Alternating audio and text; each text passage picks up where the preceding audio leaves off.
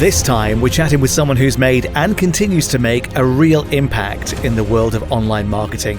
He's one half of the duo behind Promote Labs, who have developed products such as Product Dino, Feedback Fox, and Post Gopher, alongside hundreds, if not thousands, of other information products and websites and so on.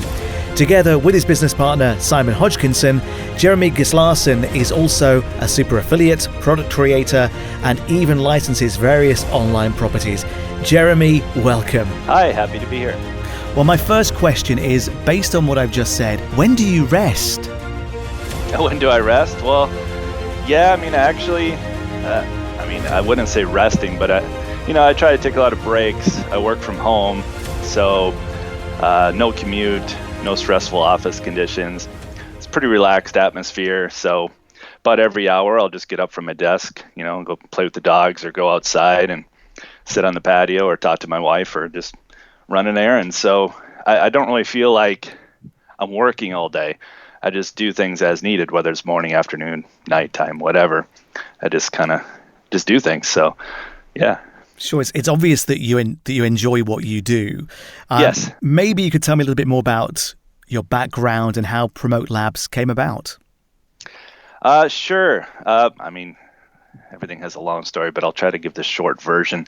So I was living in Japan back in the 90s. That's where I met my wife, and we had 3 boys over there, and we had our own English school where I taught English as a second language back in the 90s. I was a bit younger back then, had a bit more energy, and it was a lot of fun. I worked with a lot of kids.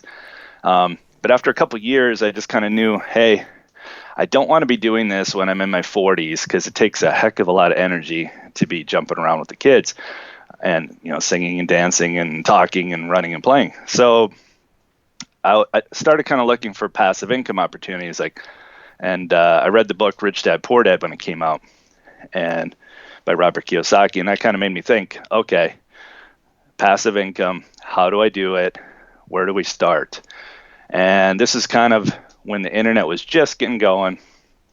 And so we actually started looking at real estate, network marketing, just other opportunities that were around. And then the internet, we found the internet, bought our first computer, started going online and checking things out. And I'm like, interesting. So there's people with newsletters, there's people building websites, there's people doing things online and making some money. And I'm like, okay. And I saw Amazon pop up, and I'm like, okay. So now you have some income coming in 24/7, even if you're sleeping. That really clicked. So I just kind of started looking around for things to do. Lost a lot of money in the process, but it was a learning experience. I call it the same as going to college, where you just spend some money and learn. So that's what I did on my own for a few years. Ended up at a company called ISO Register, and there is where I kind of met a lot of connections, a lot of whom I still keep in touch with today. I met like Frank Kern, Mike Vilsame, John Reese, just a lot of people. And back in the early days, Andrew Fox, just a lot of good guys. And, we just kind of hit it off here and there. Some people I've lost touch with over the years, but others I've kept in touch with. And I kind of learned how things work. And it was just really interesting to me how things could be done. This is like Web 1, This is before social media. So, it was just really interesting. So I learned how Web 1 works, put up websites, build mailing lists. And that was one key that's always stuck with me, is make sure you build your list. No matter what you do, you need to be building your mailing list, your contact list. So I just really enjoyed it. And I thought, okay, I can do this at home. It's low overhead and high ROI. I was like, cool. So I just started doing it. I got into digital marketing. I remember when Ryan Dice was just getting started, Russell Brunson was just getting started. We used to talk and stuff, and it was just really fun. And we started making products and just seeing what worked, what the market wanted. I started my first website on my own was surefirewealth.com. And the problem that I saw was there were a lot of resale rights, private label rights, ebooks. software on the market, and people were selling stuff, and it was just a hodgepodge of ways to deliver stuff. It was like sign up. Maybe you got the thank you page, maybe didn't. Maybe you'd get the email, maybe you didn't. It was just a mess. And if you did get access, it was just like 1,000 links on a page. It was just a mess. So I saw a problem. I tried to solve it with Surefire Wealth, where I made a membership site. Kind of was inspired by Amazon. So I was kind of like, okay, if I kind of do what they're doing, but with resale rights and private label rights, maybe it'll be easy for people to find stuff, figure stuff out. I added like reviews. People could comment on stuff.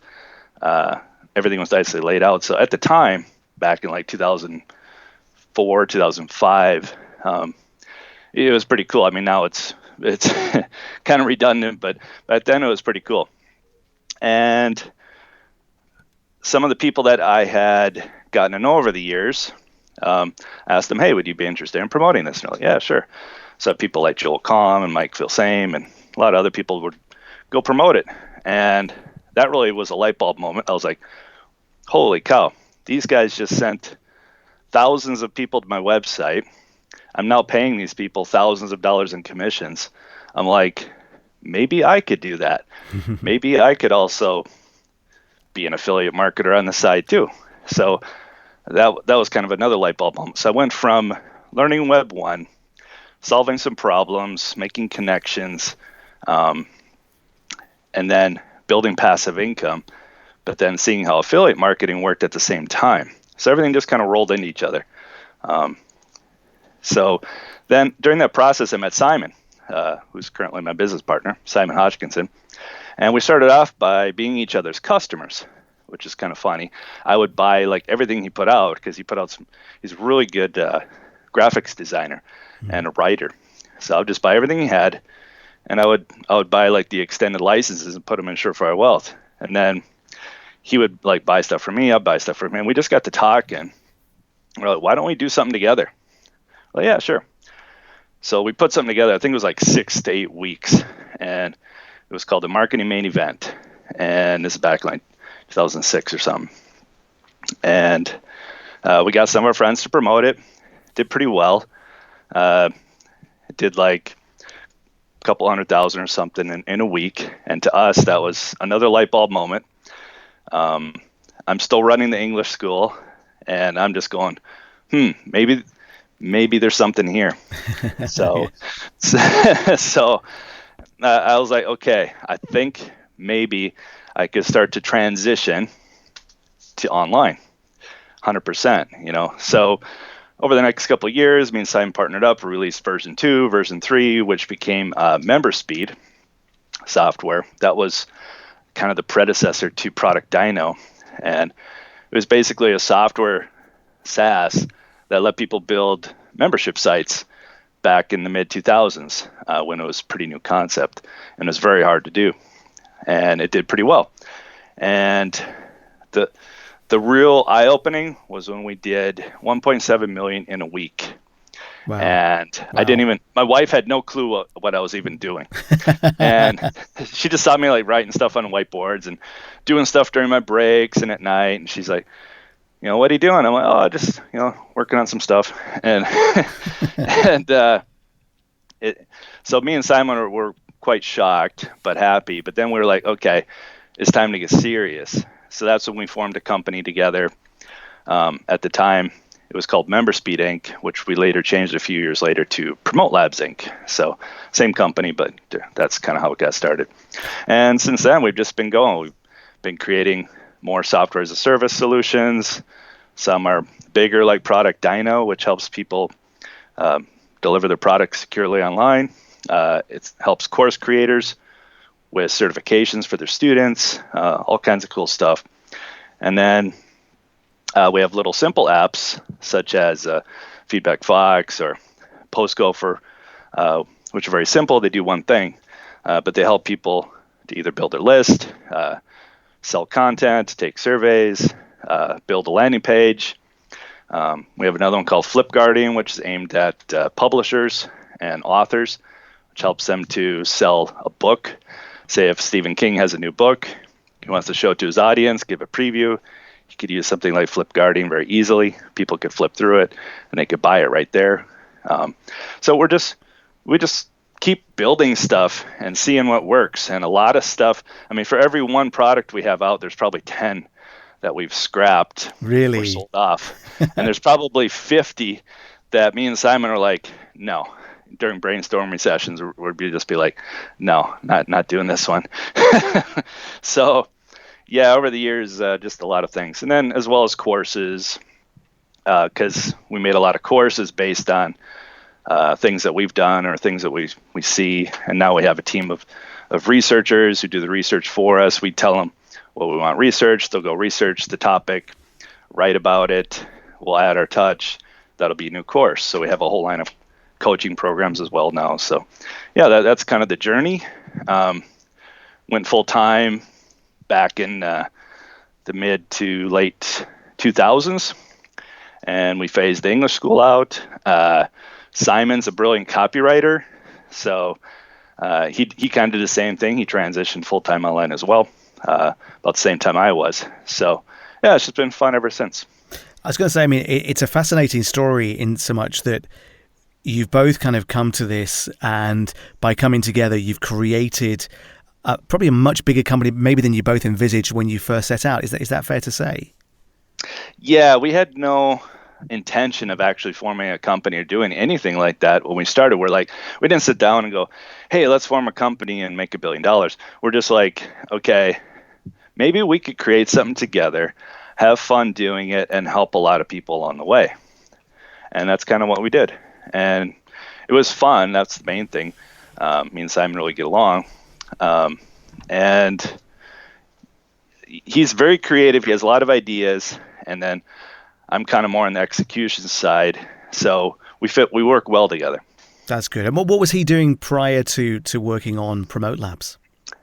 Well, believe it or not, he was selling gearboxes back in the 90s. He was like a sales rep for a gearbox company. All around the UK, one of the top gearbox companies. They would sell to fire trucks and like big rigs and stuff like that. So yeah, so he had to do a lot of sales work back then. And then he started building websites, I think back in the early 2000s for people.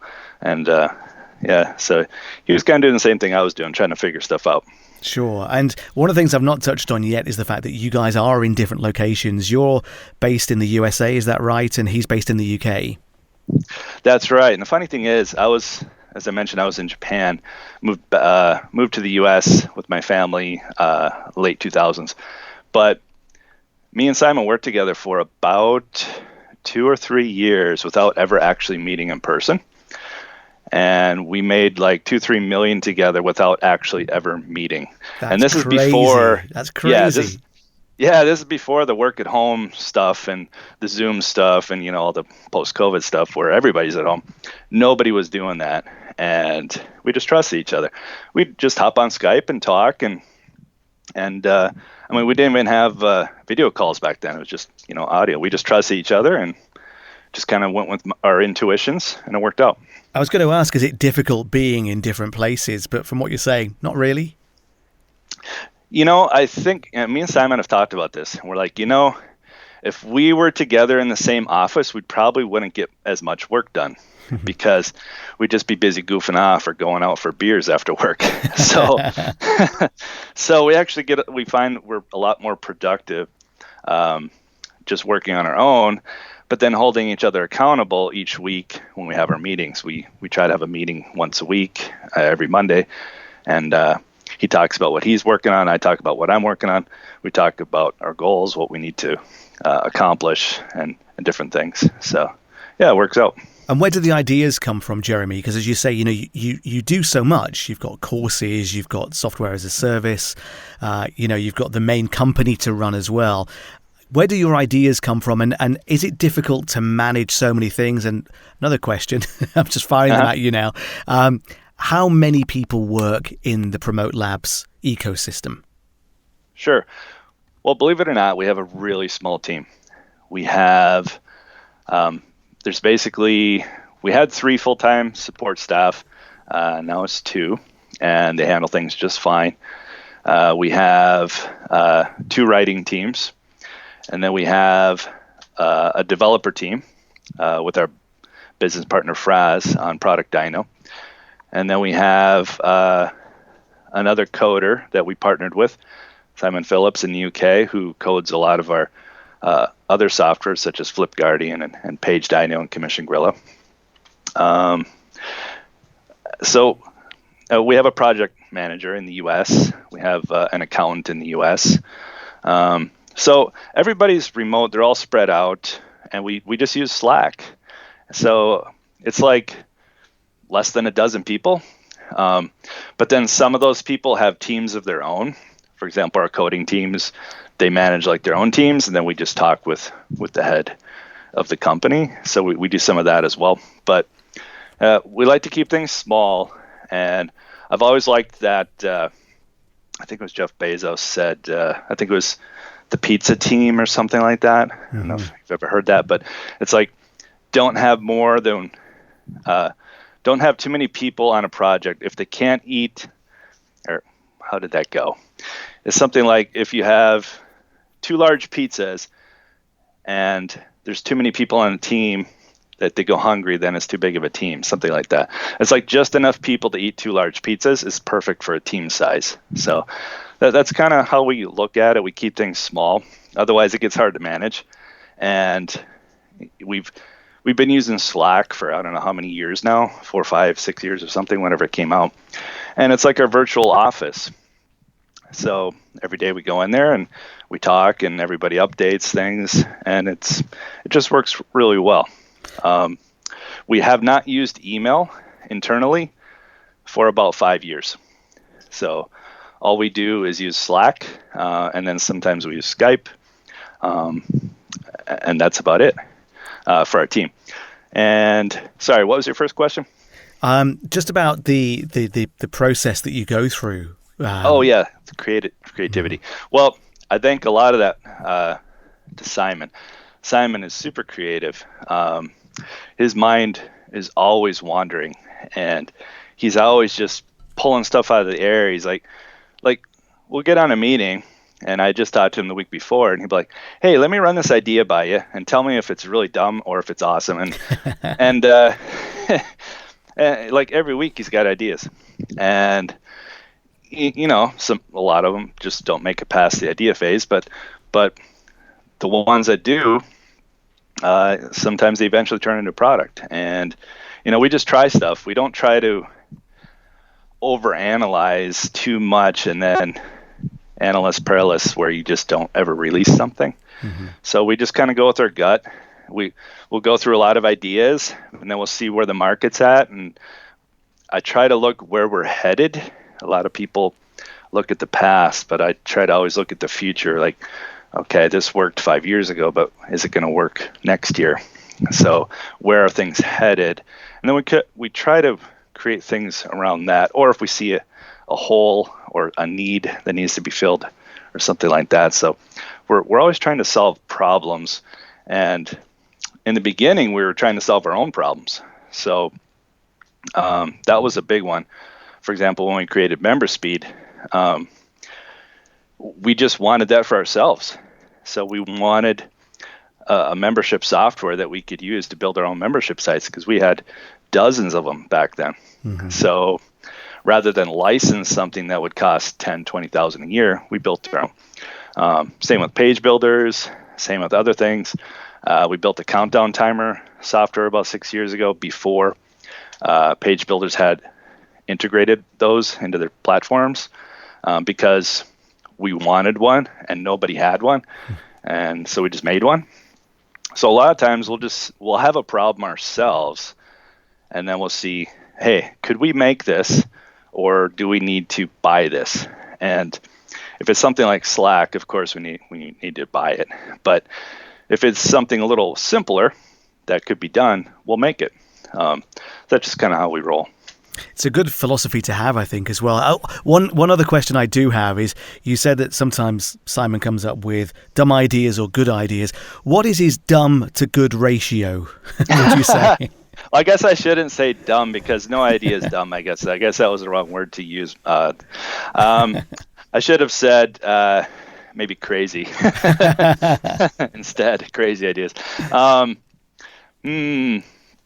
Well, I mean, there have been a few ideas that have come out where it sounded great, but then after we worked out, we would need like $100 million to make it happen. So we're like, okay, we'll pass on that one. Just I don't know. There've been so many. I've lost track.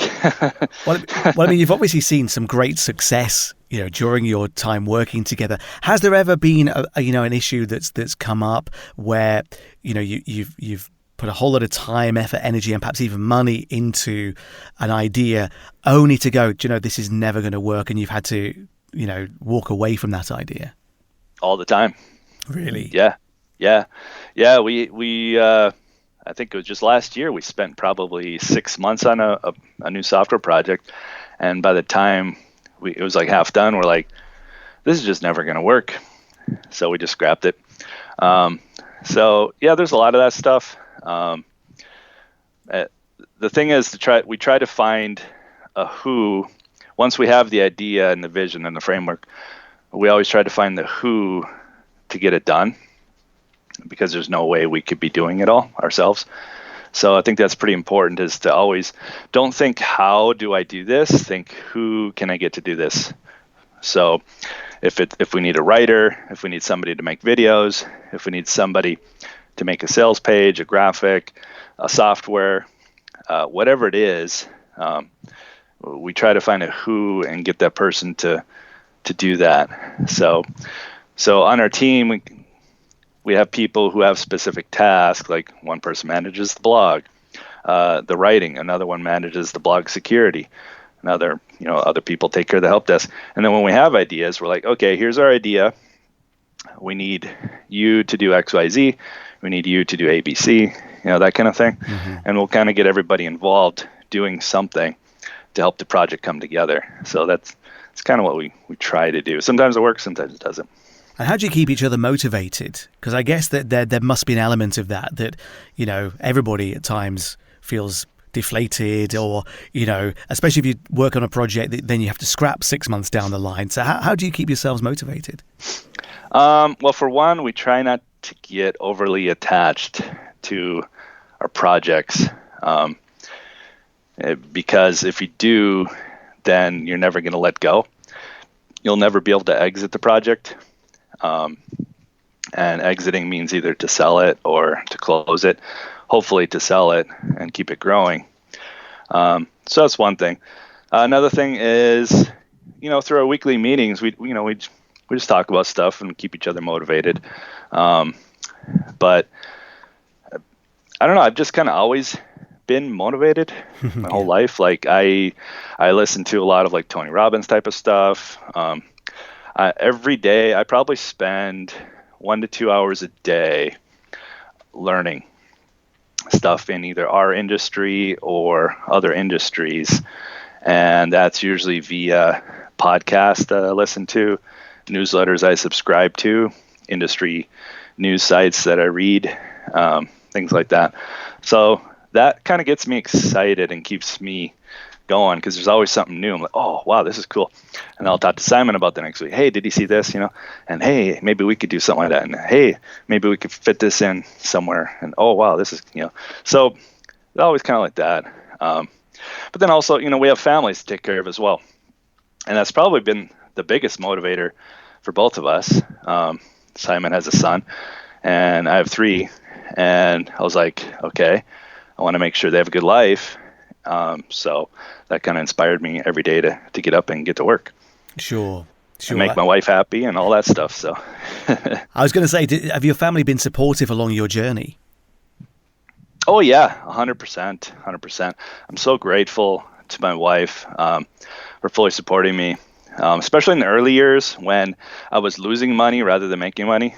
She just kept encouraging me. She's like, okay, well now you know what didn't work. So, yeah, she's been great. Yeah. Have you any idea how many companies, entrepreneurs, businesses that your products have touched over the years? Any clue? Oh wow. It's a big question, right? Yeah, I mean, As far as customer lists, I mean, I think we figured out a year or two ago that we had sold over 130,000 products of our own, like just the number. Wow. Over the last 15 years or 20 years. So I guess all of those people who bought something, some bought multiple products, but I don't know, let's say 100,000 customers. And then if they're using our software, their customers would see. So for example, if one of our product dyno customers now has 50,000 members in his membership site, they're seeing our product and they're using it every day. If somebody buys a license to one of our courses and sells it to 10,000 people, so that's really hard to track. So I don't know. I would like to say I hope we've touched 1 million people over the last 20 years. Maybe that's being optimistic. I don't know. But yeah, everybody that we can help inspire or get ideas, I'm grateful for. Sure. I mean, there's an old phrase, isn't there, that small hinges swing big doors. Is there any tips from your journey, Jeremy, that you'd like to share with people, to help them improve their business or again, to motivate them to get started? Right. Well, yeah, everybody's motivated by different things. I think you don't want to be just motivated by money alone because you'll get burned out.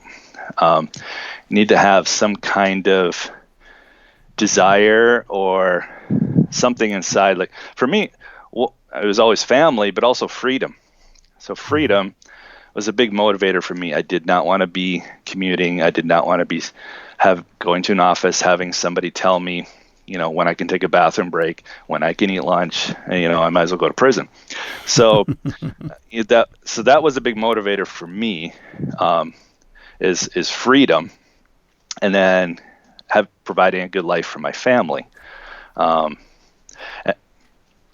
basically not selling myself by the hour, so to say, because there's only so many hours in a day. So anybody who's trading time for money is going to have a threshold that they're going to hit. And even if it's $1 million, it's still a threshold. So if you can leverage your time, if you can figure out how to leverage your knowledge or leverage what you do or what you know as a creator, then that's the key there. So you need a motivation, whatever motivates you, and then try to figure out how to leverage your time. Too many people are thinking, well, I don't have time. I hear it a lot. Yeah, I'd like to start a business, but I just don't have time. Yeah, I've been thinking about making this course. I just don't have time. And it's a constant excuse. You got to make the time. You got to find it.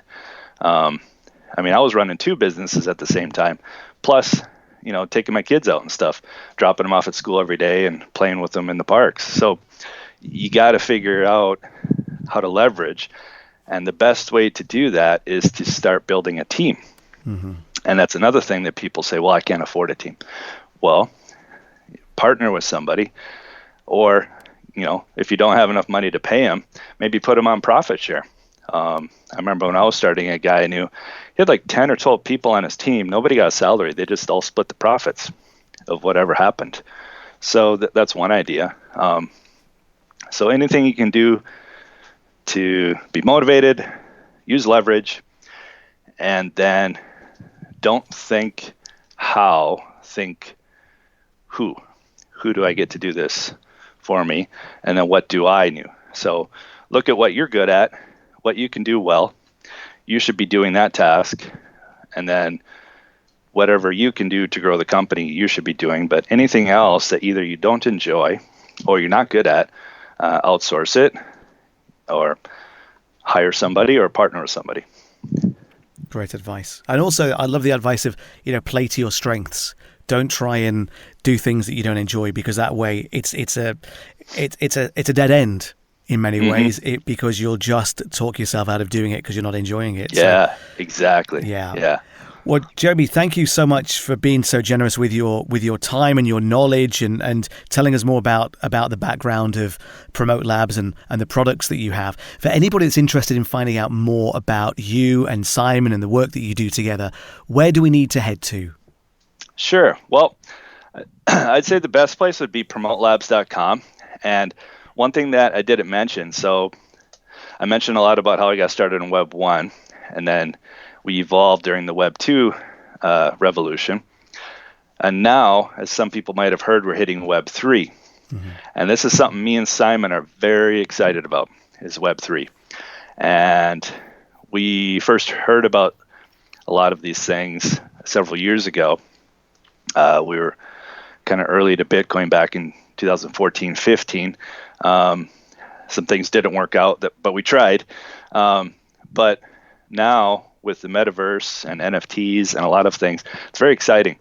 So we're also working on some new NFT projects that we're launching this summer. And the best way to hear about those would be to make sure you're either on our mailing list or a customer with our blockchain bundle would probably be the best way to go. So if you just head over to promotelabs.com, you can find information there about all of our courses, all of our products. You can join our mailing list. That's probably the best way to stay up to date about what we're doing on things. And if you want to follow me on Twitter, I'm at Jeremy A. Gislason, Twitter.